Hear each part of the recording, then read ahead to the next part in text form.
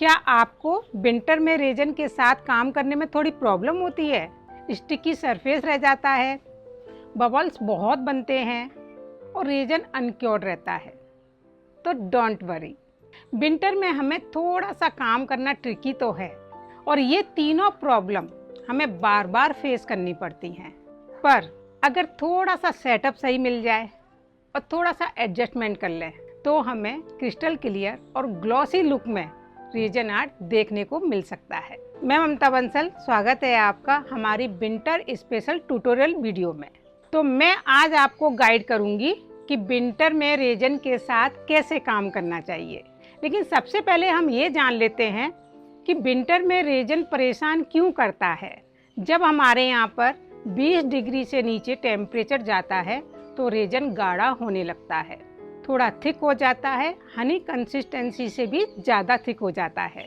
उसके बाद raisin dry नहीं होता, स्टिकी रह जाता है, बबल्स बहुत बनते हैं और हमारा पूरा आर्ट खराब दिखता है। तो आज हम 4 सॉल्यूशन में जानेंगे कि विंटर में रेजन के साथ कैसे काम करना चाहिए। तो आइए स्टार्ट करते हैं। लेकिन इससे पहले मैं आपको एक बात और बता दूं, ये 4 सॉल्यूशन तो मैं आपको बताऊंगी, लेकिन 5वां सॉल्यूशन ऐसा है, अगर आपने वो देख लिया और वो जान लिया तो आपका रेजन बहुत ही ग्लॉसी लुक में आएगा और अच्छे से ड्राई भी होगा।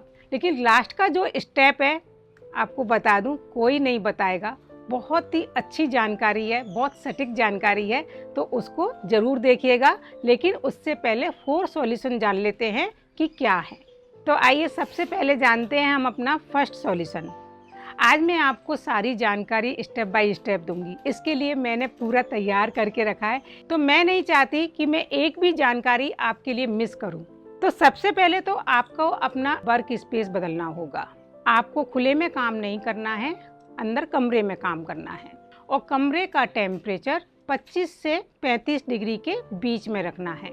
इसके लिए आप रूम हीटर लगा सकते हो, जिससे कि टेम्परेचर मेंटेन हो जाएगा। खुले में ठंडक होती है, इसलिए हम खुले में काम नहीं कर सकते। अब आती है बारी रेजन और हार्डनर बोतल की। रेजन और हार्डनर की बोतल को सबसे पहले थोड़ा सा धूप में रख लीजिए, क्योंकि बहुत गाढ़ा हो जाता है। जब हम निकालते हैं तो बहुत ही ज़्यादा थिक रहता है। अगर आप थोड़ा सा धूप में रख लेंगे तो रेजन थोड़ा लिक्विड हो जाएगा। धूप में कम से कम 1 से 1.5 घंटे रखना है। अब आप बोलेंगे कि सर्दियों में तो धूप निकलती नहीं है, हमारे यहाँ तो बिल्कुल नहीं आती, फिर हम क्या करें? तो कोई बात नहीं, इसका भी सॉल्यूशन है। एक बाउल में पानी गरम करिए। पानी इतना गरम होना चाहिए कि हमारा हाथ आराम से डिप हो जाए और उसके अंदर अपनी रेजन की बोतल को छोड़ दीजिए। वहाँ भी आपको थोड़े गुनगुने पानी में ही रखना है। अब आप एकदम तेज़ पानी में नहीं रख लेना, जिसमें भाप निकल रही है, उसमें नहीं रखना है। और ना ही हमें गैस के ऊपर डायरेक्ट रखना है, इस बात का ध्यान रखना। सिर्फ पानी को गर्म करना है बाउल में और उसके बाद में अपने हाथ से चेक कर लीजिए और उसमें बोतल रख दीजिए। तो धीरे धीरे आपका रेजन लिक्विड हो जाएगा। इससे आप अच्छे से रेजन के साथ काम कर पाएंगे। अब हमारा रेजन भी लिक्विड हो गया। अब क्या होगा, जब आप रेजन को बेट कर रहे हैं तो उस वक्त आप रेजन को अच्छे से बेट कर पाएंगे। अगर आपने धूप में बोतल नहीं रखी है या फिर आपने पानी में बोतल नहीं रखी है, रेजन थोड़ा सा स्टिकी है, तो मेजरमेंट में भी फ़र्क आता है। जब हम मेजरमेंट लेते हैं तो उस टाइम पे फ़र्क आ जाता है। लिक्विड रेजन का मेजरमेंट और स्टिकी रेजन का मेजरमेंट दोनों में अंतर होता है। उससे भी हमारा रेशो गड़बड़ा जाता है, उससे रेजन को ड्राई होने में दिक्कत होती है। तो जब भी आप इस तरह से रेजन बेट कर रहे हैं, उस टाइम पे पेशेंस के साथ करिए, आराम से डालिए और धीरे धीरे डालने के बाद ही अपनी काउंटिंग को देखिएगा। अब आपने रेजन बेट कर लिया। इसके बाद रेजन को मिक्सिंग में टाइम देना है। सर्दियों में थोड़ा मिक्सिंग में टाइम ज़्यादा देना होता है, नहीं तो लेयर रह जाती है।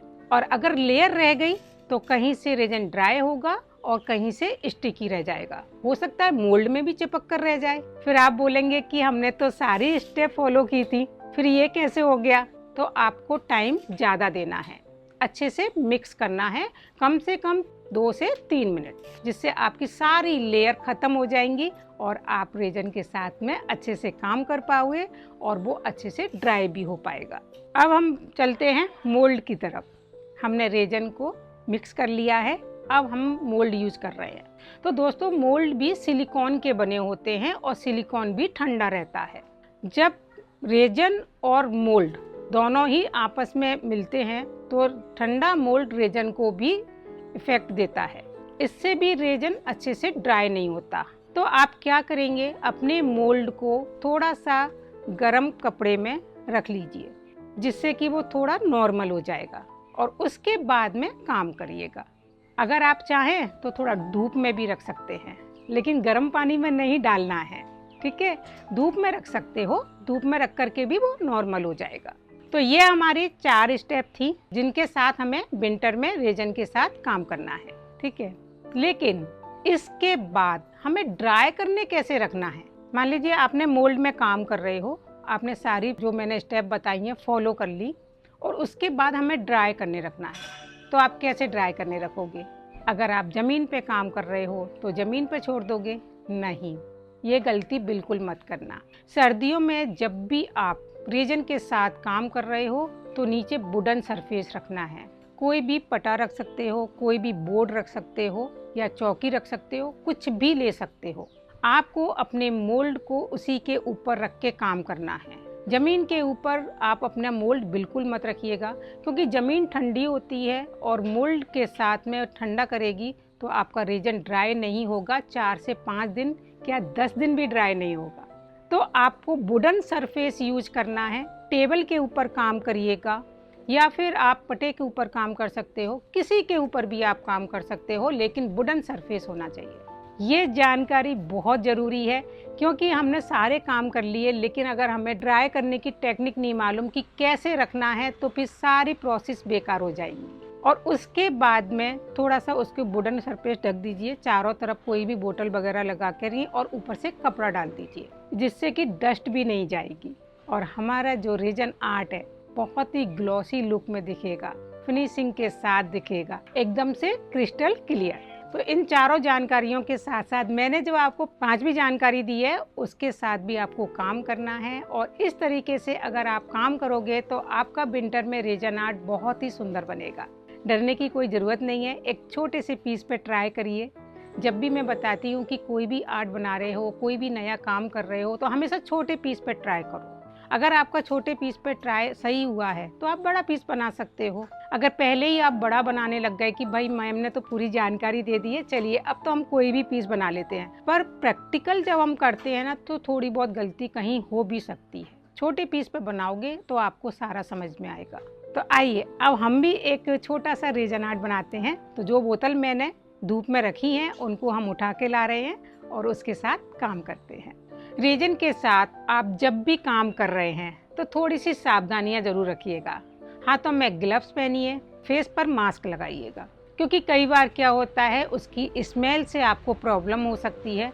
हाथों में रेजन लगने से एलर्जी भी हो जाती है, जिनकी स्किन एलर्जी टाइप होती है। तो इन सावधानियों के साथ में आपको काम करना है रेजन के साथ। सारी जो छोटी छोटी जानकारियां हैं ये बहुत ज़रूरी हैं जब भी हम रेजन के साथ काम कर रहे हैं। तो आइए अब एक छोटा सा आर्ट पीस बनाकर देख लेते हैं। तो सबसे पहले हमने लिया वुडन बेस। इस वुडन बेस को आप उठाकर कहीं भी रख सकते हैं और उसके ऊपर रखा है एक मोल्ड, और ये मोल्ड फेदर डिजाइन का है। सबसे पहले मोल्ड को क्लीन कर लेते हैं। सेलो टैप से जितनी भी डस्ट है वो सारी क्लीन हो गई। अब हमने लिया है गोल्डन पाउडर पिगमेंट और इस फेदर की जो मिड लाइन है उसको फिल कर दिया। ब्रश से हल्का हल्का फैलाते जा रहे हैं जिससे कि चारों तरफ ना जाए, सिर्फ हमें बीच में लेना है। इसके साथ ही साइड में छोटी छोटी स्टेम है, वहाँ भी हमने इस गोल्डन पाउडर को लगा दिया है। और अच्छे से गोल्डन पाउडर लगाने के बाद अब लिया है ग्रीन पाउडर पिगमेंट। तो ये जिसे हम मिका पाउडर भी बोलते हैं, इसको अच्छे से फिल कर दिया। ब्रश की हेल्प से ये काफ़ी अच्छी तरह से लगता जा रहा है।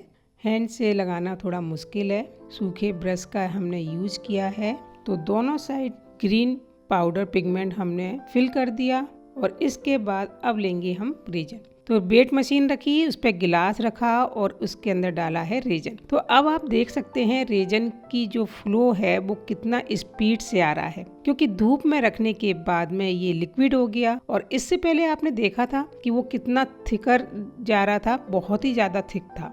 तो धूप में रखने के बाद थोड़ा लिक्विड हुआ है और उसको डालने के बाद में मेजरमेंट भी अच्छे से आ गया, क्योंकि थिक रेजन का मेजरमेंट भी अच्छे से नहीं होता है। तो हार्डनर और रेजन दोनों को हमने ग्लास के अंदर पोर कर दिया और अब इसे मिक्स करेंगे। लिक्विड रेजन को मिक्स करना भी बहुत ईजी है, बहुत ही आसानी से ये मिक्स हो जाता है। अगर इसकी जगह थिक रेजन हम मिक्स करते हैं तो उसके अंदर मिक्स करने में टाइम लगता है, दूसरा उसमें बबल्स बहुत बनते हैं। लिक्विड रेजन में बबल्स बहुत कम बनते हैं और मिक्स भी प्रॉपर हो जाता है, टाइम भी कम लेता है। तो इसी तरीके से हमें धूप में रख करके फिर रेजन को लेना है प्रॉपर, और इसके बाद अब हम इस मोल्ड के अंदर पोर कर देंगे।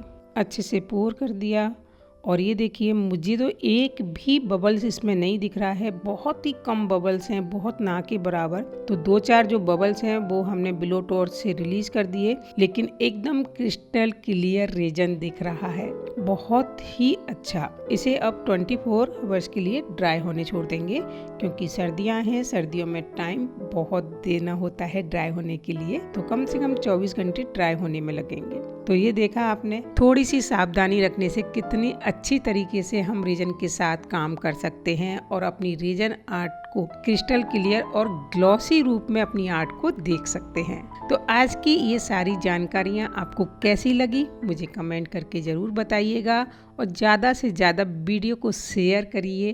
अगर आप चैनल पर नए हैं तो प्लीज़ चैनल को सब्सक्राइब जरूर कर लीजिएगा। मिलते हैं एक और नई वीडियो, नई आर्ट के साथ। Bye bye.